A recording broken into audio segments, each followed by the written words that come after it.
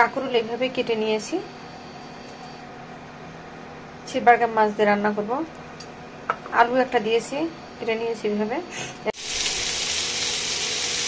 একটু হলুদ দিয়ে দিব,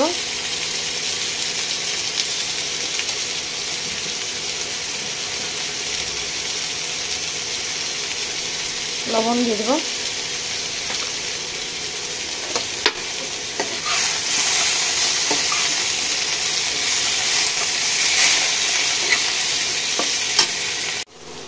কাঁকরোল আর আলু ভাজা আমার হয়ে গিয়েছে, এখন নামিয়ে নিব।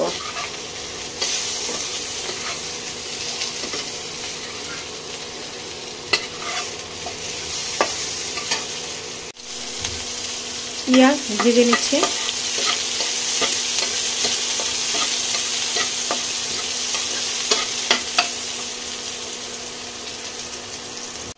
দিয়ে দিব টমেটো,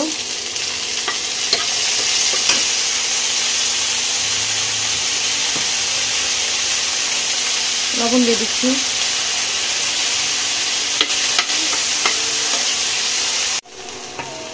এখন মশলা দিয়ে দিব।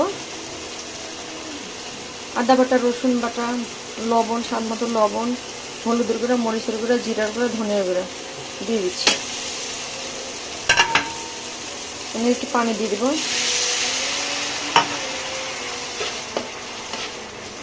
মশলাটা ভালো করে কষিয়ে নিব। মশলা থেকে তেল ছেড়ে গিয়েছে, এখন এখানে কাঁকরোলগুলা কষিয়ে নেব। কাঁকরোল আর আলু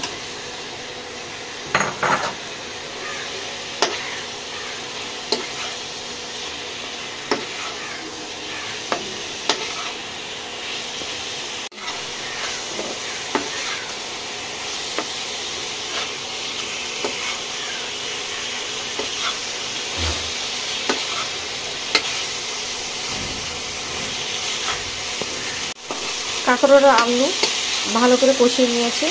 এখন কাঁকরোল আর আলু সিদ্ধ হওয়ার জন্য একটু পানি দিয়ে দিব।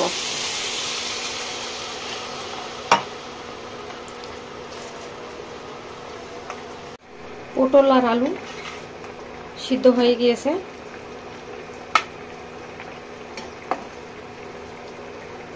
এখন মাছটা ঢেলে দিব।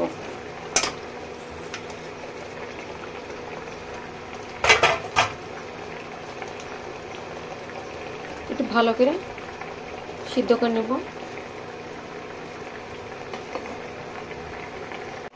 কাঁকরোল দিয়ে মাছ রান্না আমার হয়ে গিয়েছে, এখন নামিয়ে নেব।